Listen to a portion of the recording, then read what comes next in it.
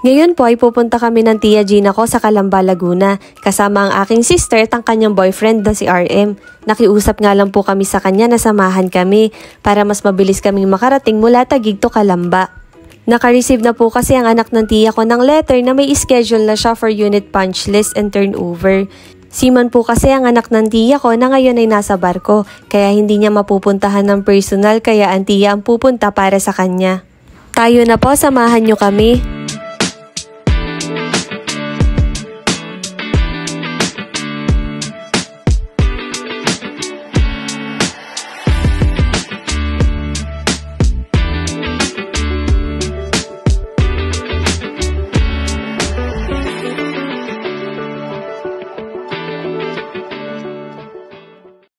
Ito po pala ang itsura ng entrance ng First Park Homes Calamba.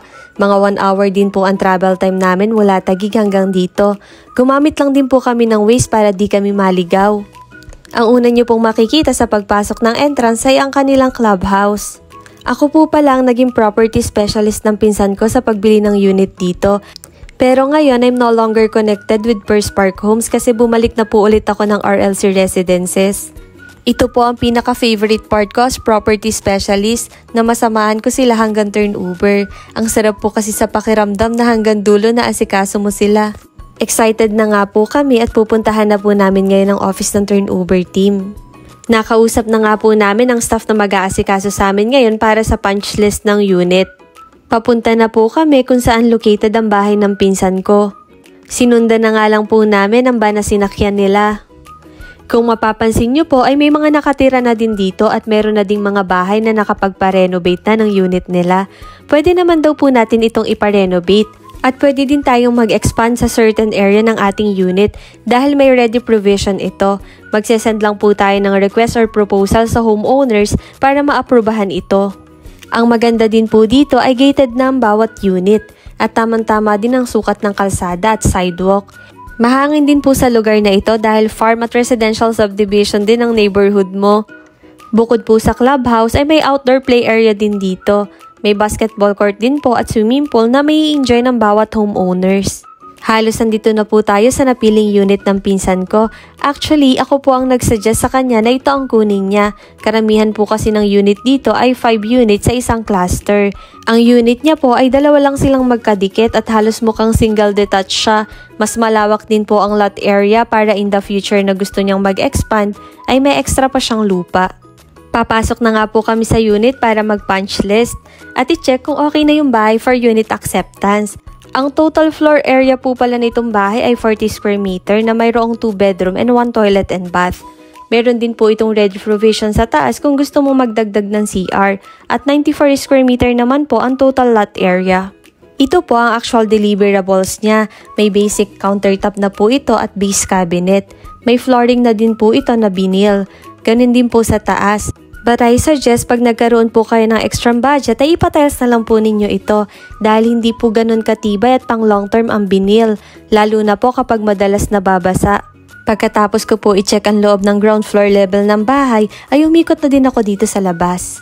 May mga minor for repairs lang din po akong napansin na kailangan pa nilang i-fix tulad ng sealant ng mga bintana, regrouting ng tiles sa CR, ilang portion ng vinyl sa flooring na kailangan pang idikit ng mabuti. Ganon din po sa pintura, kaya nag-request po ako na ipa-repaint ang mga bahagi ng wall na hindi pa maayos ang pagkakapintura. Hands-on po talaga ako sa mga client ko at importante po sa akin na maasikaso ko silang mabuti.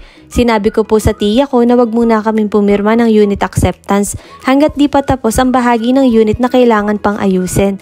The moment po kasi na i-accept na natin yung unit ay kailangan ng magbayad ng Homeowners Association dues ni client at mag-i-start ng mag-run yung days ng association dues niya, which is not fair kay client dahil hindi pa naman niya ito magagamit.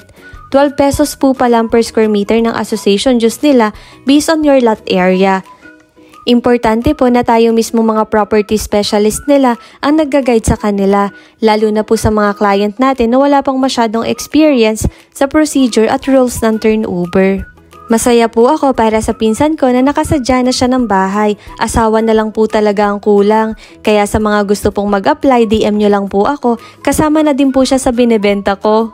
Napaka-supportive din po at napakabait na nanay ng tiya ko. Galing pa nga po siya ng Real Quezon at halos wala pa siyang tulog dahil 12 midnight na siya nagbiyahe paluwas ng Maynila. 10 AM po kasi ang appointment namin dito sa Calamba. Pababa na po ulit ako, tapos ko na din pong kunan ng video itong taas. Kinuhaan ko na din po ng photos yung mga portion na kailangan ng repair. Mas maganda din po kasi na ma-attach natin sa report yung mga photos na kailangan nilang bigyan ng atensyon. Mas maganda na din po kasi na meron tayong record. Mabait naman po ang staff ng turnover team na nag-assist sa amin at very attentive siya sa mga concern na ni-raise namin sa kanya. Tinanong ko nga po siya kung pwede ang mga pet ng pinsan ko dito at sinabi ko po na puro manok kasi ang pet ng pinsan ko. Natawa nga siya at sinabi niya na ang alam niya lang na pwedeng pet ay yung mga normal na pet gaya ng aso at pusa. Kaya natawa na din ako. Kaya insan sorry, hindi pala pwede si paring tandang at maring inahin dito. Excited na nga din po ako na makauwi ang pinsan ko para po mabisita niya na din ito ng personal. Simula po kasi nung binili niya ito ay never niya pa itong nakita ng actual. Hanggang dito na lang po muna ulit. See you on my next vlog. Bye!